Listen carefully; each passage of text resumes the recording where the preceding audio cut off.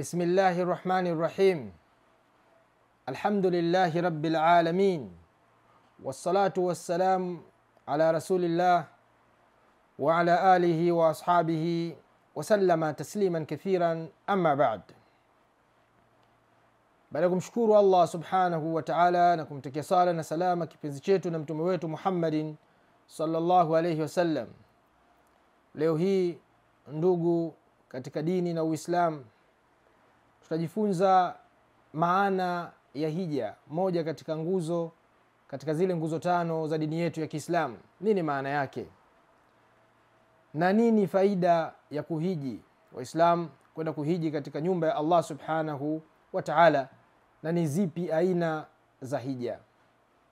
Ibada hii kama tulivyotoka kuwaambia ni ibada ambayo inakamilisha zile nguzo tano za Kiislamu, kama Mtume sallallahu alayhi wasallam aliposema katika hadithi ya Abdullah ibn Umar, bunia al-islam ala 50, Uislamu umejengwa na umesimama juu ya nguzo tano. Akasema shahadati la ilaha illa Allah wa anna Muhammadan rasulullah, kushuhudia kwamba pana mola abudiye kwa haki isipokuwa Allah, na kushuhudia kwamba Mtume Muhammad sallallahu alaihi wasallam ni mja wa Allah na ni mtume wake. Na nguzo ya pili akasema wa iqamis sala, na kusimamisha sala.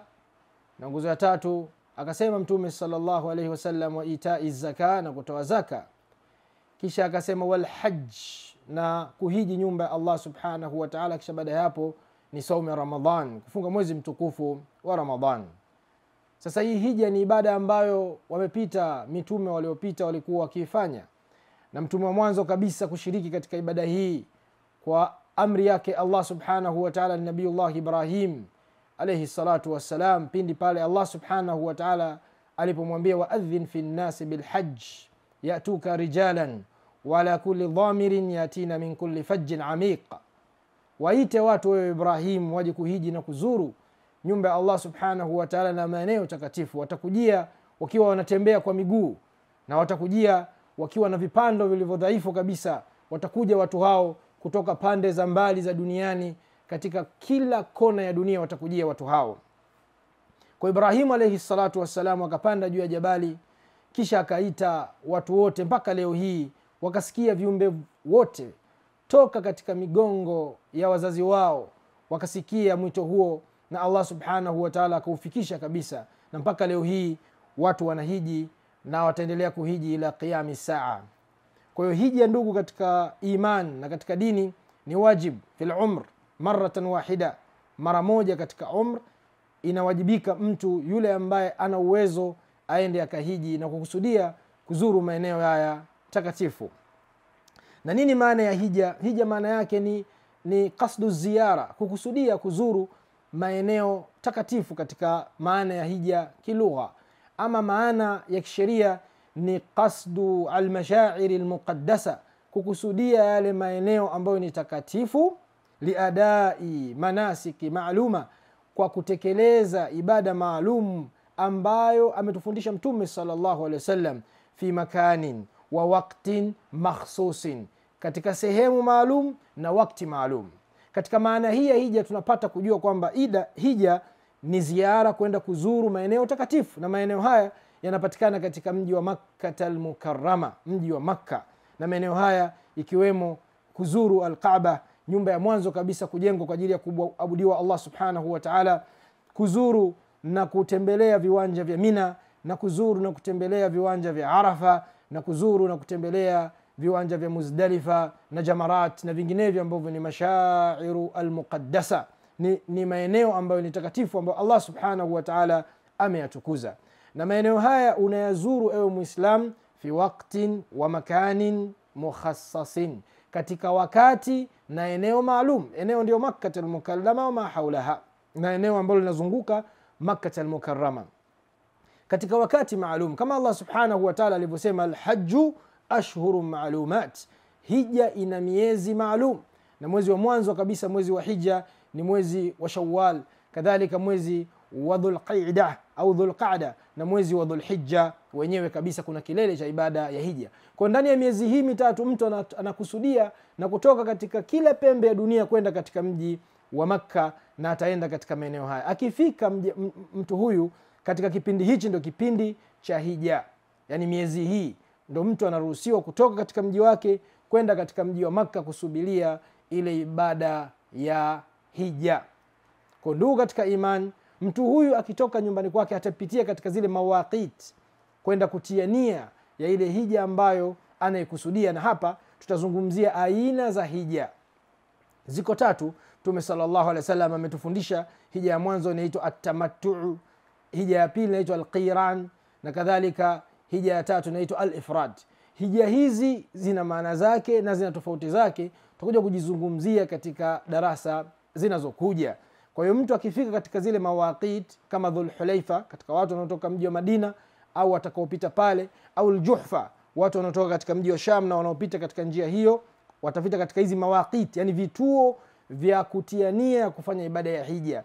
Watu wanaotoka katika mji wa katikati ya Saudi Arabia, Riyadh na kwingineko, wakipitia njia hiyo watapita Qarnul Manazil au Sairu al-Kabir.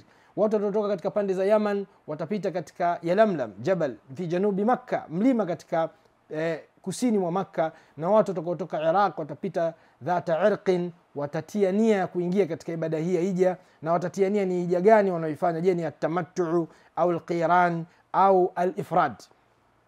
Kwa hiyo akitia nia pale na kulazimiana na kuvaa mavazi ya ihram, basi atayafuata yale ambayo ameambiwa ayafanye na atakatazika na yale ambayo amekatazwa kuto kuyafanya. Kwa ndugu katika iman, ibada hii tutakuja kuielezea sifa zake, inafanyika vipi na inatekelezeka vipi. Ama kwa kumalizia halaka yetu ni tuzungumzie faida za ibada hii. Kama tulivyosema, ni ruknun min arkani lislam, ni nguzo katika nguzo za dini yetu ya Kiislamu. Kwa kuitekeleza ibada hii, ewe ambaye una uwezo wa kipesa na kiafya, ukaitekeleza ibada hii, kwa sababu katika miongoni mwa masharti ya ibada hii uwe na uwezo wa kuiendea ibada hii wa kiafya na kimali, utakuwa umetekeleza nguzo miongoni mwa nguzo za Kiislamu. Jengo lako la Uislamu litakuwa limesimama sasa barabara na vizuri kabisa. Na Mtume sallallahu alaihi wasallam anasema katika moja ya hadithi, alhajju almabrur laysa lahu jazaa'un illa aljanna, hija iliyokuwa njema na iliyokuwa nzuri kabisa, iliyowafikiana na sheria ya Mtume Muhammad sallallahu alaihi wasallam, iliyowafikiana na sheria ya Allah subhanahu wa ta'ala, laysa lahu jazaa'un illa aljanna, haina malipo hija hiyo isipokuwa ni pepo ya Allah subhanahu wa ta'ala. Na katika hadithi nyingine Mtume sallallahu alaihi wasallam anasema, yule atakaye hiji walam yarfuth walam yasfuq walam yarfuth, hakufanya jambo lolote lile baya, kisha hakufanya ufasiq wa aina yoyote ile, rajaa kayaumi waladatuhu ummuhu, yani rajaa ila baladihi kayaum waladatuhu ummuhu, atarudi nyumbani kwao na nyumbani kwake kama vile amezaliwa na mama yake mzazi, hana dhambi yoyote. Na ndio maana katika hadithi nyingine, hii ni faida ya kuhiji, hija iliyokuwa njema na iliyofuata sheria ya Mtume sallallahu alaihi wasallam. Mtu akahija kusema uongo, hakutoka na watu, hakufanya vitendo vibaya ndani ya ibada yake ya hija, anasamehewa madhambi yote, anarudi nyumbani kwao kama vile siku aliyozaliwa na mama yake, hana dhambi yoyote. Na ndio maana katika hadithi nyingine Mtume sallallahu alaihi wasallam anasema, alhajju yahdimu ma qabla, hija inavunja dhambi zote na kufuta dhambi zote zilizofanyika kabla ya hija ile. Bali katika hadithi nyingine Mtume sallallahu alaihi wasallam anasema, fuatinisheni baina ya hija na umra, kwa sababu ni kafaratun bainahuma, ni kifutio cha madhambi baina hizo ibada mbili. Kwa hiyo kuna fadhila kubwa kabisa za kufanya ibada hii ya alhajj. Na kadhalika ukiachia mbali ndio ubora uliokuwa mkubwa ni mjumuiko mkubwa wa Waislamu sehemu moja, kwa sababu mijumuiko wa Waislamu iko mingi. Watu wanajumuika katika salatul jamaa, watu wanajumuika katika salatul jumua, watu wanajumuika katika salatul idain, watu wanajumuika katika mjumuiko uliokuwa mkubwa kabisa ni katika ibada ya hajj. Kwa hiyo ni mjumuiko ambao unawajumuisha Waislamu wote ulimwenguni sehemu moja, wakimwabudu Allah subhanahu wa ta'ala na kuadhimisha zile sha'air Allah, yale mambo ambayo ni matukufu ambayo Allah subhanahu wa ta'ala ameyatukuza. Kwa hiyo hapa tutakuwa tumemaliza biidhnillah ta'ala. Tunamwomba Allah subhanahu wa ta'ala atujalie kheri na atujalie tuweze kufanya ibada hii ya hija. Subhanakallahumma bihamdika, nashhadu an la ilaha illa ant, nastaghfiruka wa natubu ilayka. Barakallahu fikum wa jazakumullahu khairan.